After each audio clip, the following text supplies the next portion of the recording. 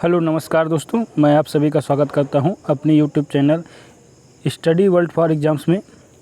आज हम डिस्कस करने वाले हैं इंडियन पॉलिटी के महत्वपूर्ण क्वेश्चन सीरीज का तीसरा पार्ट है ये। और ये सभी question RRB, NTPC, group D और रेलवे के अन्य सभी एग्ज़ामों में भी पूछे गए हैं। और ये क्वेश्चन आपके सभी एक दिवसीय परीक्षाओं के लिए महत्वपूर्ण है, तो ये क्वेश्चन ध्यान से पढ़िए। और आप है ये तीसरा पार्ट, तो आज ये शुरू कर लेते हैं। तीसरे पार्ट का पहला क्वेश्चन है ये।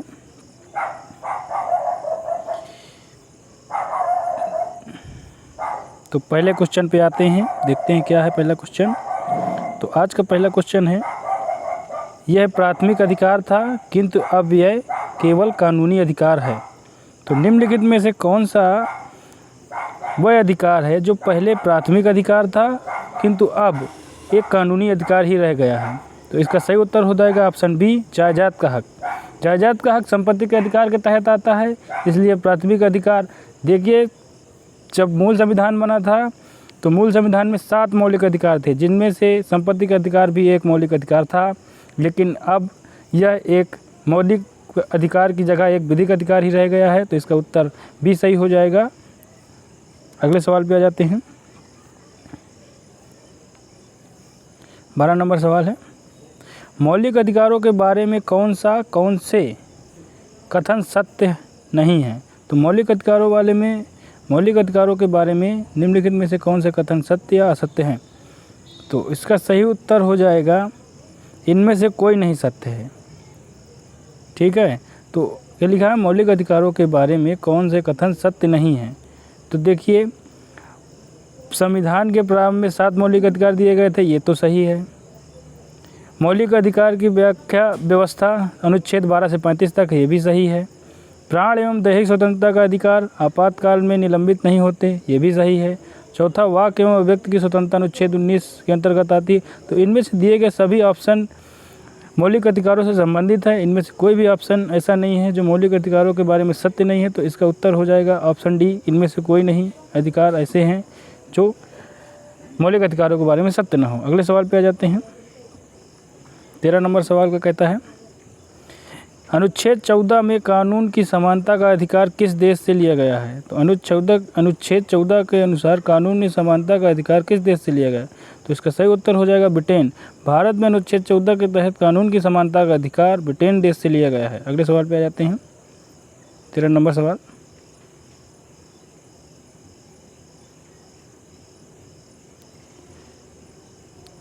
चौदह नंबर सवाल है आज का। संविधान के अनुच्छेद 19 में निम्नलिखित स्वतंत्रताओं में से कौन सा विशेष रूप से उल्लिखित नहीं है। तो संविधान के अनुच्छेद 19 में निम्नलिखित स्वतंत्रताओं में से कौन सा एक विशेष रूप से उल्लिखित नहीं है। तो इसका उत्तर हो जाएगा ऑप्शन डी, प्रेस की स्वतंत्रता। प्रेस की स्वतंत्रता अनुच्छेद संविधान के अनुच्छेद 19 में लिखित स्वतंत्रताओं में विशेष रूप से उल्लिखित नहीं है। अगले सवाल पे आ जाते हैं। सवाल नंबर 15 है,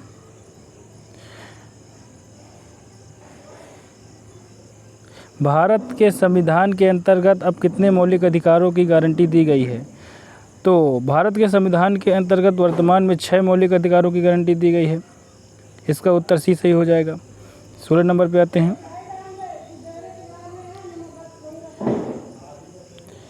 भारतीय नागरिकों के मौलिक अधिकारों पर युक्त प्रतिबंधों को आरोपित करने की शक्ति किसके पास है। तो भारतीय नागरिकों के मौलिक अधिकारों पर युक्त प्रतिबंध आरोपित करने की शक्ति ऑप्शन बी, संसद के पास है। संसद ही भारतीय नागरिकों के मौलिक अधिकार के प्रतिबंध लगा सकती है और उनमें संशोधन भी कर सकती है। तो इसका उत्तर भी सही हो जाएगा। अगले सवाल पे आते हैं। 17 नंबर सवाल है, मौलिक अधिकारों में संशोधन करने के लिए कौन सक्षम है। तो मौलिक अधिकारों में संशोधन करने के लिए संसद, डी इसका सही उत्तर हो जाएगा। मौलिक अधिकारों में संशोधन करने के लिए सक्षम संसद ही है। अगले सवाल पे आ जाते हैं। 18 नंबर सवाल है, भारतीय संविधान में राज्य के नीति निर्देशक सिद्धांतों को शामिल करने के पीछे मुख्य उद्देश्य क्या था। तो भारतीय संविधान में नीति निर्देशक सिद्धांतों को शामिल करने के पीछे मुख्य उद्देश्य था भारत को एक कल्याणकारी राज्य के रूप में स्थापित करना। तो भारतीय संविधान में राजनीतिक सिद्धांतों को शामिल करने के पीछे उद्देश्य भारत को एक कल्याणकारी राज्य बनाना था। इस ऑप्शन नंबर ए सही हो जाएगा इसका। अगले सवाल पे आ जाते हैं। संविधान का कौन सा भाग लोक कल्याणकारी राज्य विचार करता है? तो इसका सही हो जाएगा भाग 4। भाग 4 में नीति निर्देशक के सिद्धांत बताए गए हैं जो लोक कल्याणकारी राज्य के विचार पर उल्लेख करता है। इसका उत्तर हो जाएगा 4, उत्तर हो जाएगा सी भाग 4। 36 से 51 तक नीति निर्देशक सिद्धांत हैं। अगले सवाल पे आ जाते हैं। समान नागरिक संहिता कॉमन सिविल कोड किस में लागू है? तो समान नागरिक संहिता कॉमन सिविल कोड किस राज्य में लागू है? तो इसका सही उत्तर हो जाएगा गोवा। गोवा में समान नागरिक संहिता कॉमन सिविल कोड लागू है और यही भारत का पहला राज्य है जिस पे यह समान सिविल कोड लागू है। अगले सवाल पे आ जाते हैं। नागरिकों के लिए एक समान सिविल संहिता किस अनुच्छेद में वर्णित है? तो भारतीय संविधान के अनुच्छेद 44 में नागरिकों के लिए समान सिविल संहिता वर्णित है जो कि केवल भारत के एक ही राज्य में लागू होती है, वो है गोवा। अगले सवाल पे आ जाते हैं। 22 नंबर सवाल है। 22 नंबर सवाल कहता है मौलिक कर्तव्यों को संविधान में सम्मिलित किया गया है, इसका प्रयोजन है। तो मौलिक कर्तव्यों को संविधान में सम्मिलित किया गया, इसका प्रयोजन है, ये ऑप्शन नंबर सी सही हो जाएगा, विनाशक एवं असंवैधानिक गतिविधियों को नियंत्रित करना। मौलिक कर्तव्यों को भारतीय संविधान में इसलिए सम्मिलित किया गया है क्योंकि विनाशक और असंवैधानिक गतिविधियों को नियंत्रित किया जा सके। ऑप्शन सी इसका सही उत्तर हो जाएगा। अगले सवाल पे आ जाते हैं।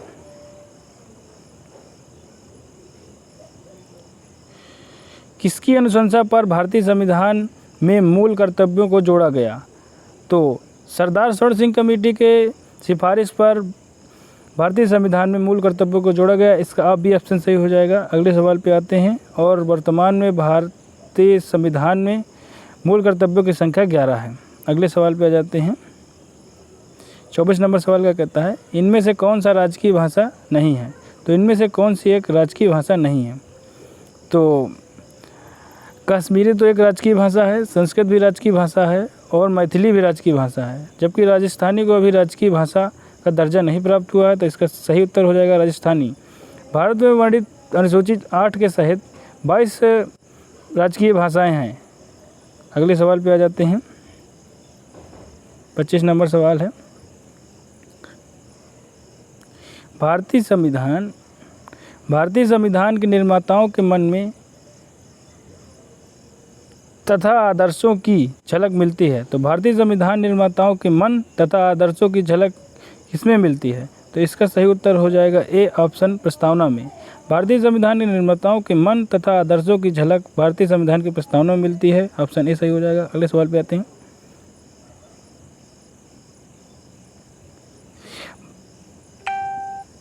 भारतीय संविधान में नीति निर्देशक तत्व को लिया गया है। तो भारतीय संविधान में नीति निर्देशक तत्वों को आयरलैंड के संविधान से लिया गया है। इसका सी ऑप्शन सही हो जाएगा।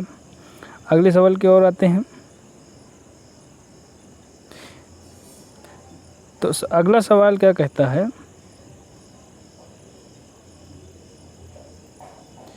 तालिका 1 का मिलान तालिका 2 के साथ करें और नीचे दिए गए कोड का प्रयोग करके सही उत्तर का चयन कीजिए। तो आइए मिला लेते हैं तालिका 2। तो राज्य के नीति निर्देशक तत्व आपके आयरलैंड के संविधान से लिए गए हैं। मूलभूत अधिकार संयुक्त राज्य अमेरिका के संविधान से लिए गए हैं। राज्यों के संबंध में समवर्ती सूची का भारतीय संविधान में वर्णन ऑस्ट्रेलिया के संविधान को देख के किया गया है। और राज्यों के संघ के रूप में भारतवर्ष जिसमें संघ की सर्वोच्च शक्ति है। तो संघवाद का विषय भारत में कनाडा के संविधान से लिया गया है। तो देख लीजिए ए का 5। अगर उत्तर देख लेते हैं, इसका सही उत्तर देख लेते हैं। ए का 5 यहाँ पर ऑप्शन डी पे है। इसका सही उत्तर हो जाएगा ऑप्शन डी। हाँ, ए का 3 है ऑप्शन डी। इसका सही उत्तर हो जाएगा ऑप्शन डी। ऑप्शन डी इसका सही उत्तर हो जाएगा। ऑप्शन डी ही इसका सही उत्तर है। आप मिलान कर लीजिएगा। अगले सवाल पे आते हैं। नौकरी में समान अवसर का अधिकार संविधान के किस अनुच्छेद में प्रतिस्थापित है? तो नौकरी में समान अधिकार अनुच्छेद 16 के तहत भारतीय संविधान में व्यवस्थित किया गया है। नौकरी में समान अवसर के अधिकार को संविधान के अनुच्छेद 16 के तहत प्रतिस्थापित किया गया है। अगले सवाल पे आ जाते हैं।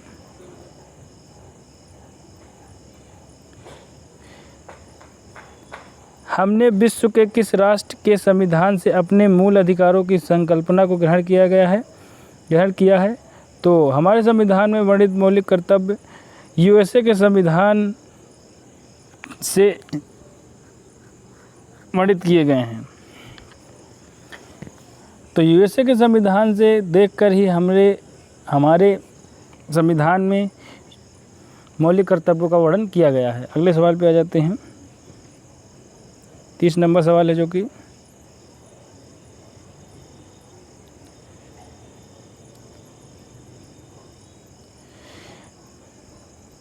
निम्नलिखित में से ब्रिटिश संविधान की किस विशेषता को भारतीय संविधान में शामिल किया गया है? तो संसदीय पद्धति की सरकार, ये भी ब्रिटेन के संविधान से भारतीय संविधान में शामिल किया गया। विधि का शासन, ये भी भारतीय संविधान में ब्रिटिश के संविधान को देखते हुए शामिल किया गया है। विधि के निर्माण की प्रक्रिया, तो उपरोक्त में से सभी कथनों को हमने ब्रिटेन के संविधान से अपने संविधान में शामिल किया है। ऑप्शन नंबर डी सही हो जाएगा इसका। अगले सवाल पे आ जाते हैं।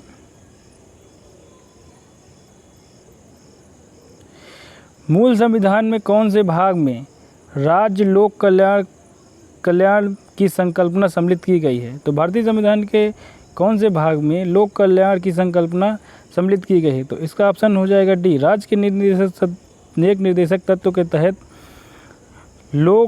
राज्य लोक कल्याण की संकल्पना भारतीय संविधान में सम्मिलित की गई है। अगले सवाल पे आ जाते हैं। अस्पृश्यता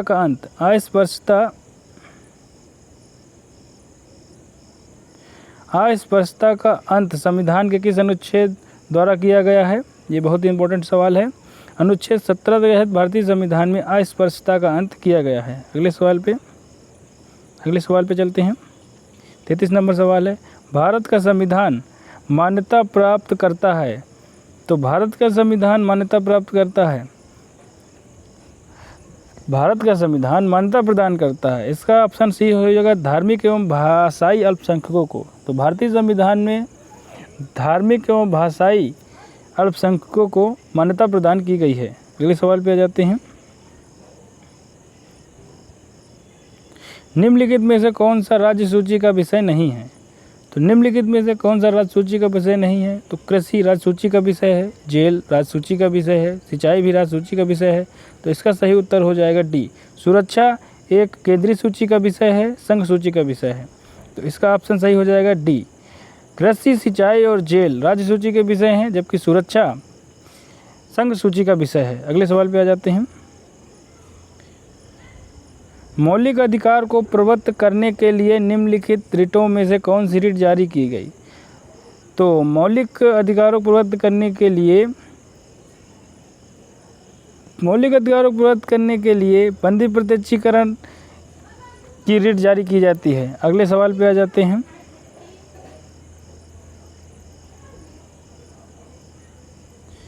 याचिका जैसे कि परमादेश, बंदी प्रत्यक्षीकरण जारी किए जाते हैं। तो परमादेश, बंदी प्रत्यक्षीकरण जैसी याचिकाएं किसके द्वारा जारी की जाती हैं? तो इसका सही उत्तर हो जाएगा उच्च न्यायालयों द्वारा। परमादेश और बंदी प्रत्यक्षीकरण जैसी याचिकाएं उच्च न्यायालयों के द्वारा जारी की जाती है। अगले सवाल पे आ जाते हैं। 37 नंबर सवाल है। मौलिक अधिकार के बारे में सुनवाई करने का अधिकार निम्नलिखित में से किसको प्रदान किया गया है? तो मौलिक अधिकारों के बारे में सुनवाई करने का अधिकार सर्वोच्च न्यायालय को भी है और उच्च न्यायालय को भी है। तो इसका सही उत्तर हो जाएगा ऑप्शन डी। सर्वोच्च और उच्च न्यायालयों को मौलिक अधिकार के बारे में सुनवाई करने का अधिकार है। इसका ऑप्शन सही हो जाएगा डी, ए तथा बी दोनों। अगले सवाल पे आ जाते हैं। निम्नलिखित में से कौन सा व्यक्तिगत स्वतंत्र सुनिश्चित करता है? तो निम्नलिखित में से कौन सी रिट व्यक्तिगत स्वतंत्रता को सुनिश्चित करती है? तो इसका सही उत्तर हो जाएगा ऑप्शन बी, बंदी प्रत्यक्षीकरण। बंदी प्रत्यक्षीकरण ऐसी रिट है जो व्यक्तिगत स्वतंत्रता को सुनिश्चित करती है। अगले सवाल पे आ जाते हैं।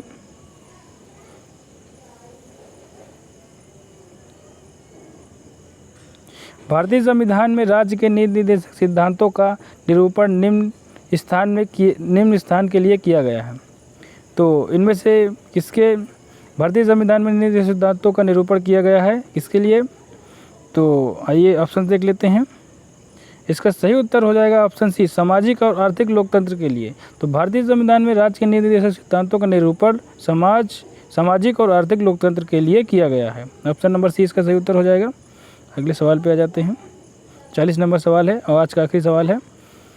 भारत के संविधान का भाग 4 किसके बारे में बताता है? तो भारतीय संविधान का भाग 4 राज्य के नीति निर्देशक सिद्धांतों के बारे में बताता है, जो कि भारतीय संविधान के अनुच्छेद 36 से 51 तक वर्णित हैं।